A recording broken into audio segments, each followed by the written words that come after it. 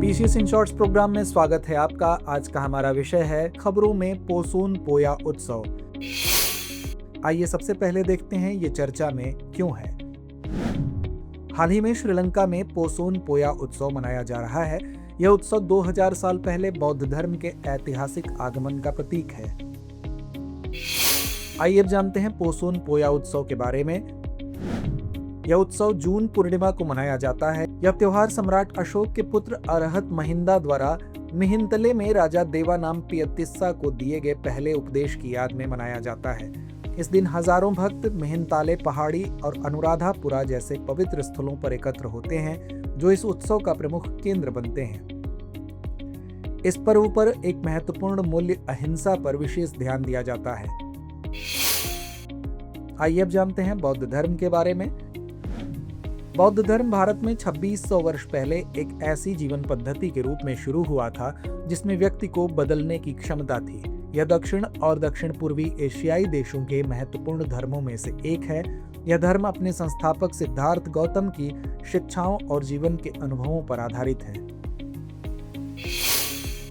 आइए अब जानते हैं गौतम बुद्ध के बारे में।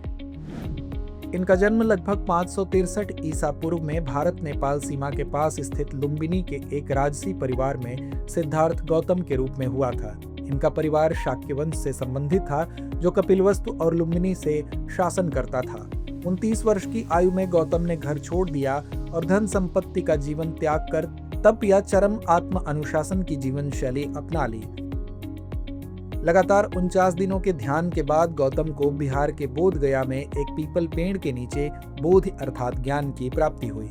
बुद्ध ने अपना पहला उपदेश उत्तर प्रदेश में वाराणसी के पास सारनाथ गांव में दिया था।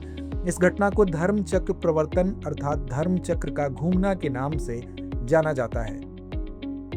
483 ईसा पूर्व में 80 वर्ष की आयु में कुशीनगर उत्तर प्रदेश में उनकी मृत्यु हो गई। इस घटना को महापरिनिर्वाण या महापरिनिर्वाण के रूप में जाना जाता है। ऐसा माना जाता है कि भगवान विष्णु के 10 अवतारों में से 8वें अवतार हैं।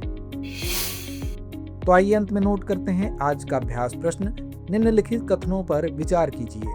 पहला, पोसोन पोया उत्सव 2000 साल पहले बौद्ध धर्म के ऐतिहासिक आगमन का प्रतीक है। दूसरा, बौद्ध धर्म भारत में 2600 वर्ष पहले शुरू हुआ था। उपर्युक्त में से कौन सा या कौन से कथन सही है या है? विकल्प ए केवल एक, विकल्प बी केवल दो, विकल्प सी 1 और 2 दोनों, या विकल्प डी ना तो 1 ना ही 2। तो इस प्रश्न का जवाब कमेंट बॉक्स में देना ना भूलें। धन्यवाद। डियर व्यूअर्स, अपने एग्जाम की तैयारी को और बेहतर करने के लिए हमारे चैनल को लाइक, शेयर और सब्सक्राइब करना न भूलें।